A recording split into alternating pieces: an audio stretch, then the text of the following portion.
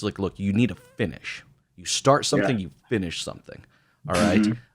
That is more important than the results that come into it. Welcome to the Business of Parenting podcast. Tune in as we discuss the principles of successful parenting as a business professional. Here's your host, Jason Harris. Sure. Of training, coaching, and developing. Yeah. And I'm going to train you how to set up your calendar for you. No problem. I got you. But no, I think you have a very interesting perspective on this because you have a wide range of young people that you are parenting, between the ages of 9 to 22, and I find kids, will fall in and out of their needs between training, developing, and coaching. And I'd love to kind of get your perspective of how you kind of approach those three with your family. Yeah. So I'm very big. I've always been big on, I really just want my kids to be decent human beings, to be good people. I'm actually, and a lot of people are probably going to hate on this, but I guess it goes back to, and I think you probably know this about me, that I wasn't big on school, school. I was a C student and a college dropout. Right.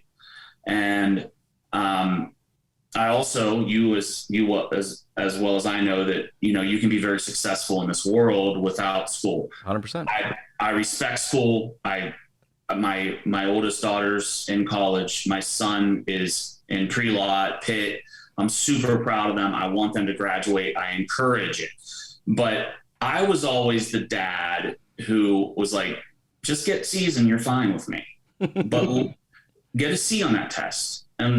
But let's make sure that you're doing the right things, right? Like I had a rule, you never can't turn in your homework, ever. Okay. That's my one rule. I like that. So don't ever miss a homework assignment because it's your responsibility to do your homework. But then again, if the homework came back a C, I'd be like, great job, man. That's just how I thought about it. So that's actually cool though, because that makes them that gets them used to being comfortable with being uncomfortable, because you know that you're putting in something that's probably subpar because you had to wait till the very, very, very, very last minute to do it, right. But you still did it, like I love that. Sorry, continue. Yeah. that was a big thing for me with school is like, I just want you, basically the rules are pass and always turn in your homework. Mm-hmm. And my daughter my daughter that's in California, she, what's funny is, every kid's different. Every kid was different at school, but they all exceeded. They all got one of them was like a kind of like a C student like I was, but the other older ones did great in school. They got all A's, and here I was telling them C's are fine with me, and they got all A's. Where when I grew up, I was expected more than a C. And then I got D's, Well, because their self-worth wasn't based on their performance or their results. Sorry, their self-worth was not based on their results. And I think that says a lot. I mean, look, we're definitely in a society where there is this expectation of results. And, and to put that onto kids, I think is very difficult. And, when you don't, it's like, look, you need to finish. You start something, you finish something. All right. That is more important than the results that come into it. It's no different. You played sports, it's like you leave it all on the field. It doesn't matter if you won the game or not. You still put it in there. And I think that says a lot. Sorry, go ahead. Continue. No, that's good. That's good. So, my daughter that is in California, she has a full, so she, the first 2 she transferred from a Pennsylvania school to a California school, and her second 2 years she got a full complete scholarship. And I'll never forget, I used to threaten her all the time when she was in high school that I was going to take her books and lock them up in my trunk because she took it to a level where if it wasn't over a 4.0 on everything, she didn't feel like she was, and it got her this scholarship, which is great. But I was always trying to say, no, that's not what life is about. Mm-hmm. Get a C on this test and let's go to a ball game or whatever, that's just how I looked at it. So the training, coaching, I guess I just really focus on responsibility. That's a big thing to me. Yes. Responsibility.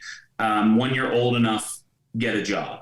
As soon as you're old enough, you have to have a job. If you want to be here, you should have a job or go to school. Those are like some rules. It's either school or job. That stuff's all important to me. And I do have a great story about this. I mentioned to you earlier.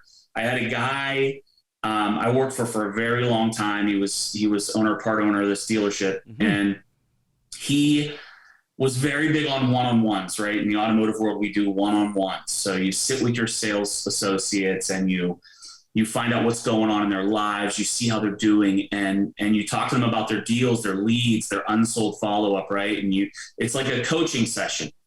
And he was very big on one-on-ones, always bugging me. Come on, are you doing your one-on-ones? Are you doing your one-on-ones with your team? And I really, really gave him a hard time about this. I teased him about it because he had quite a few kids. And what he did is he started, I think it was like a weekly thing where he would do a breakfast with one of the kids separately. And he called it a one-on-one. And I was like, dude, what's wrong with you? Everything's work with you. Why does everything have to be like tied to work, And I used to give him a hard time about that, but he had the right idea, right? Because when you have multiple children, they're all yearning for your time. Absolutely. And he made sure that they got some of that individual time. And I have not done a good enough job with the 6 kids of that. I remember one time I took one of my older daughters to dinner by ourselves, and she's whatever, 22 years old. She still talks about it because it was that one time that we did something by ourselves. Right. So that's important. Thanks for tuning in to the Business of Parenting podcast with your host, Jason Harris. Don't want to miss new content? Be sure to check out the full podcast library at strategywithjason.com to stay in the know. Remember to like, comment, and subscribe. Happy podcasting.